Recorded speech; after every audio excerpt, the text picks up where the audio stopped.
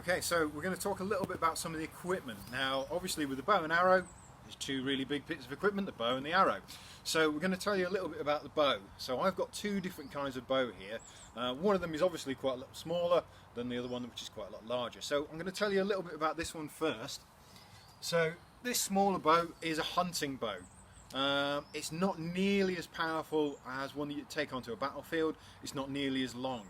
Now, if you're trying to shoot someone on the battlefield and you're trying to penetrate through mail, punch a hole in steel, pass through a whole torso of a full-grown man, you need a huge amount of power. If you're going into the greenwood and you're hunting pheasant, you're hunting rabbit, you're hunting deer, fortunately deer don't often wander around with mail or armour on them, so a little bit of a lighter weapon is going to do the job just as well. Having a smaller bow like this means it's a lot easier for me to move through undergrowth. So if I am going to go hunting into the woodland, I will need to be very quiet and very stealthy, or else I'm going to spook the animals and they're going to run away. So if I can keep my bow small, I can move through bushes, I can move around trees much more easily. And as I say, the power is a lot less. So this is maybe about 25 pounds, 25 pounds.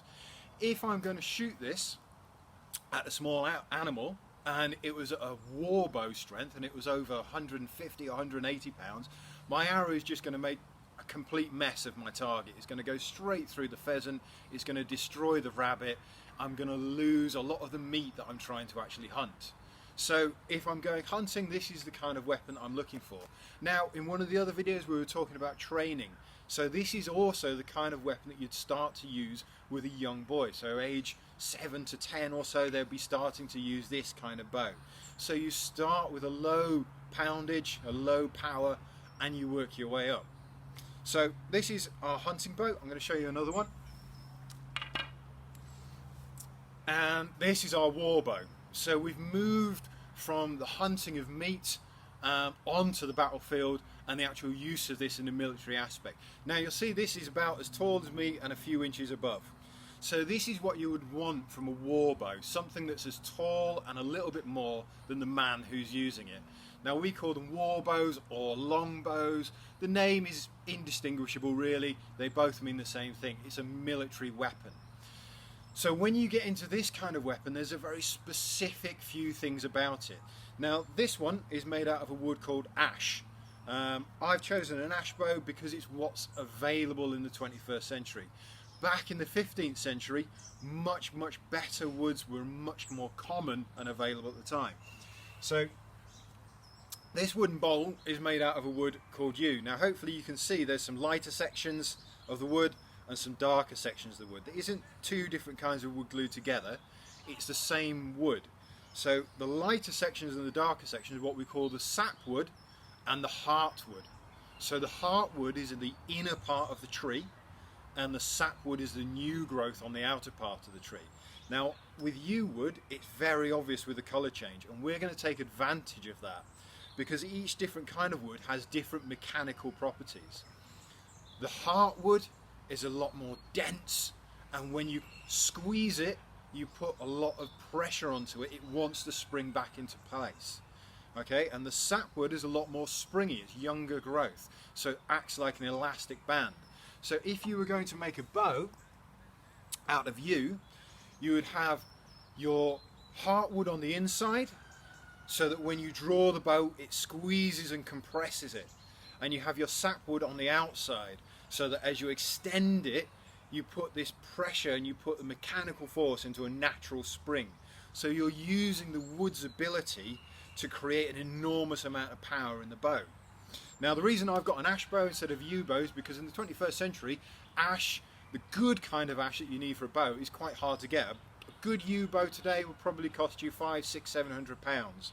An ash bow like this probably 100 to 200 pounds. So yew as a wood needs high temperatures and long summers to grow nice and straight grain. Unfortunately in England we don't tend to have long hot summers, so we imported an enormous amount of yew from the continent. We were importing it from places like Spain and Italy, places in France as well. We would bring that wood into the country, we would manufacture it into our bows, and then we would equip those to our archers. Today it's a lot harder to get hold of that yew because, if, believe it or not, in the 15th century we decimated whole forests, cutting down enormous swathes of woodland to produce enough bows to equip the English army with the weapons that we were renowned for taking onto the battlefield. So as well as the wood that you're working with, you can see these little black points on the end. So these are called the nocks. So these are made out of horn, so out of animal horns. The power that you get from this bow is immense. We've got bows that were recovered from a ship called the Mary Rose. So this was Henry VIII's battleship. They recovered enough bows out of the hold that they were able to actually test them, which is quite rare in archaeology. Normally we preserve things as much as possible. They were able to test them until destruction, so until the bows splintered and shattered. Some of those bows were about 220 pounds draw weight. That's about as heavy as me. So that's pulling the whole weight of a full-grown person on 2 or 3 fingers, pulling it up and then loosing the arrow. So there's an enormous amount of power behind it. So these nocks help hold the string, keep reinforcing onto the wood so that that can hold that power in place. And we know these nocks existed both from images that were made at the time, but from the Mary Rose bows as well. These, because they're animal horn, they degrade in the sea, in the ocean, but they left the marks behind. So they coloured the wood, they left the marks behind, so we know that they did have these horn nocks as well. The last thing I'll tell you about this is the string itself. So this one is a blackened string, and you can see it's been whipped in the middle. That means I've wound round and round and round here. So this string will be made out of linen or flax, a very tough fibre, twisted and then reinforced here. So as I keep stringing my arrow onto it, it doesn't fray this material. The problem with this though is because it's an organic material, because it's plant fibre, if it gets wet, it will start to stretch and it will start to weaken.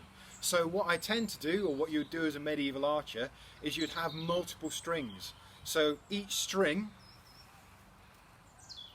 you would keep in your pouch, keep somewhere on you, and you'd have a block of wax. So you can wax your string to help keep the water off of it, to help keep the damp off of it. If it does get damp, if it does fray halfway through a battle and snap, you can grab